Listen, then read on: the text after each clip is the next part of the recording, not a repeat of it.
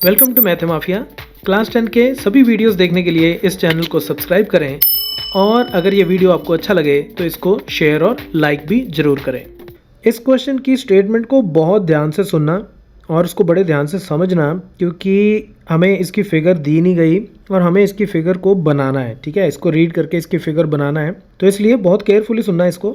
Prove that the area of an equilateral triangle described on one side of a square.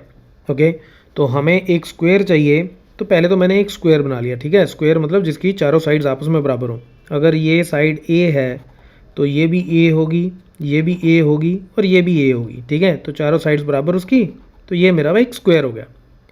अब वो कहता है कि area of an equilateral triangle, तो हमें एक इक्विलेटरल ट्रायंगल भी बनानी है। कहाँ पे? On one side of a square.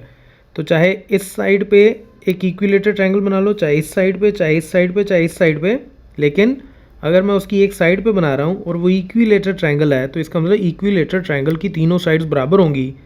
और अगर हम उसको स्क्वायर की किसी साइड पे बना रहे हैं, तो इसका मतलब जो ट्रायंगल है उसकी तीनों साइड्स की लेंथ वो भी ए के बराबर होगी। ठीक है, तो यहाँ मैं एक इक्विलेटरल ट्रायंगल बना देता हूँ पहले। तो ये मैंने एक इक्विलेटरल ट्रायंगल बना दी on one side of a square. तो इस साइड ऑफ स्क्वायर पे मैंने ये ट्रायंगल बनाई, तो इसका मतलब ये साइड भी ये होगी और ये साइड भी ये होगी, क्योंकि ये इक्विलेटरल ट्रायंगल है। ठीक है, ये बात भी सही हो गई। अब वो कहता है कि इसका एरिया जो है is equal to half the area of the equilateral triangle. तो हमें एक और इक्विलेटरल ट्रायंगल बनानी है अभी। ठीक है, described on one of its diagonal. तो अब इसके देखो, एक डायगोनल इधर होगा, एक डायगोनल इधर होगा। ठीक है, लेकिन स्क्वायर के दोनों डायगोनल्स जो हैं उनकी लेंथ बराबर होती है, तो आप किधर भी एक डायगोनल बना सकते हो। ठीक है, और अब वो कहता है कि डायगोनल के ऊपर हमें एक ट्रायंगल बनानी है। ठीक है, डायगोनल के ऊपर एक इक्विलेटरल ट्रायंगल बनानी है। तो पहले मैं वही काम करता हूँ, तो पहले तो मैं डायगोनल बनाता हूँ।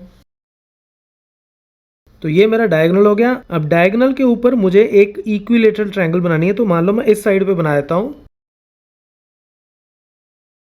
तो ये मैंने एक और इक्विलेटरल ट्रायंगल बना ली। ठीक है, तो ये साइड और ये साइड, ये तीनों आपस में बराबर लेंथ की होंगी। ठीक है, और ये लेंथ क्या होगी ये हमें अभी फाइंड आउट करनी है। ठीक है, और हमें अब प्रूफ क्या करना है कि ये जो हमने ये वाली ट्रायंगल बनाई, छोटी इक्विलेटरल ट्रायंगल साइड पे, इसका एरिया, ये जो बड़ी इक्विलेटरल ट्रायंगल बनी है इसके डायगोनल के ऊपर, इसके एरिया का हाफ होगी। तो यानी कि अगर मैं इसको बोल दूँ से ए बी सी डी, ये ई और ये एफ, तो मुझे प्रूफ क्या करना है?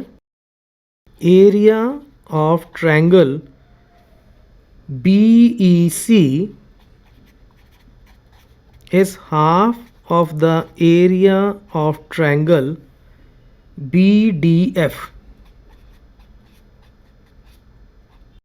तो ये मुझे प्रूफ करना है। ठीक है, अब देखो इसका प्रूफ तो ना बहुत ही सिंपल है।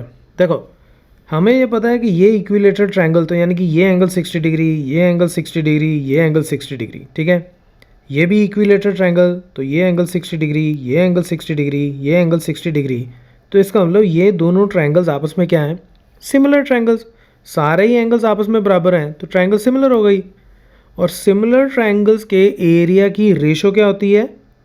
वो एरिया की जो रेशो होती है वो होती है कॉरस्पॉन्डिंग साइड्स की रेशो के स्क्वायर के बराबर। ठीक है, तो बस इसकी साइड में पता ए है, इसकी साइड निकालेंगे और उसकी रेशो निकाल के उसका स्क्वायर कर देंगे और हमारा आंसर आ जाएगा। तो इसको मैं सॉल्व करना शुरू करता हूँ कि अब हमारे पास क्या है। नाउ वी नो कि triangle B E C and triangle B D F are equilateral triangles. This implies triangle BEC is similar to triangle BDF. क्यों? Because all angles are of 60 degree, तो इसलिए सारे ही एंगल्स एक दूसरे के बराबर हो गए, तो ट्रायंगल्स जो है वो सिमिलर हो गई। ठीक है, तो अब सिमिलर ट्रायंगल्स के एरिया की मैं रेशो निकालूंगा और रेशो के लिए मुझे दोनों साइड्स की लेंथ चाहिए। तो अब छोटी ट्रायंगल की हर एक साइड की लेंथ जो है वो ए है। ठीक है, अब सिर्फ मुझे बड़ी ट्रायंगल की लेंथ चाहिए और उसके लिए मुझे पता है कि स्क्वायर जो है वो 90 डिग्री का एंगल बनाते हैं, चारों एंगल्स उसके 90 डिग्री के होते हैं। तो ये जो ट्रायंगल है DAB, ये एक राइट एंगल ट्रायंगल हो गई। तो ये जो ट्रायंगल है, ये वाली ट्रायंगल, ठीक है, ये राइट एंगल ट्रायंगल है, इसकी ये साइड A, ये साइड A, तो ये साइड मैं निकाल सकता हूँ using Pythagoras theorem. So now triangle DAB is a right angle triangle, ठीक है।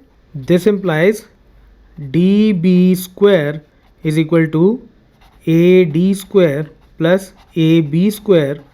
तो AD स्क्वायर यानी कि A स्क्वायर, AB स्क्वायर यानी कि A स्क्वायर, तो ये हो जाएगा 2A स्क्वायर, ठीक है। ये साइड A, ये साइड A, तो यहाँ से DB मेरा कितना आ जाएगा, वो हो जाएगा, उधर जाके ये स्क्वायर रूट हो जाएगा, तो ये आ जाएगा A स्क्वायर रूट 2, ठीक है। तो DB जो है, ये जो साइड है ये आ गई A रूट 2, ये A रूट 2 आ गई, तो इसका मतलब ये भी A रूट 2 हो गई, तो इसका मतलब ये भी A रूट 2 होगी। तो सारी साइड इसकी बराबर होंगी, ठीक है।